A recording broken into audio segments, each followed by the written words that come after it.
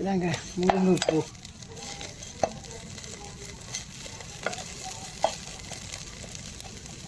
இது என்னத்துக்கு சாப்பிடுவாங்க?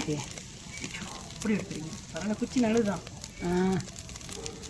சரி, இது என்னத்துக்கு சாப்பிடுவாங்க? What's the benefit? இது என்னத்துக்குன்னா பெண்களுக்கு வெள்ளை போக்கு வருதுங்களா, அது கட்டுப்படுத்தும். அதான் எனக்கு தெரியும், அதான் நான் படிச்சிருக்கேன். முருங்கைக்காய் இலை வந்து நல்லதுதான், வைட்டமின் சி. இதுவும் வைட்டமின் சி தானே. இது வந்து முருங்கைப்பூ வந்துருச்சு. அந்த அந்த சும்மா ஒரு இதுக்காக போடுறேன். வெங்காயம், ஒரு தக்காளிக்காய், ஓகே. மஞ்சள் லேசாக போட்டுக்கணும்.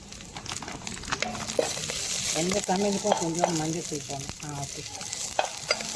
சரி, இதை மூடியாமா முடியும். இதை பாருங்க, நான் நட்டு வச்ச கொச்சாய்த்தாள், வெங்காயத்தாளும் கொச்சாய்த்தாளும்.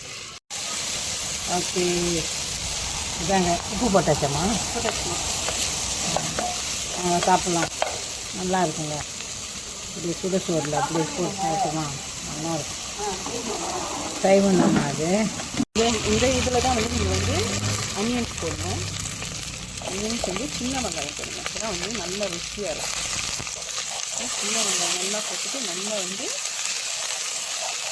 பழம் வந்து போட்டுருங்க. இது வந்து கொஞ்சம் நிறைய போடுங்க, தக்காளி பழம். பிகாஸ் மீன் கறிக்கு வந்து அப்படி தான் நிறைய போடுவோம். ஜஸ்ட் 3 ஐட்டம் தான். சின்ன வெங்காயம்,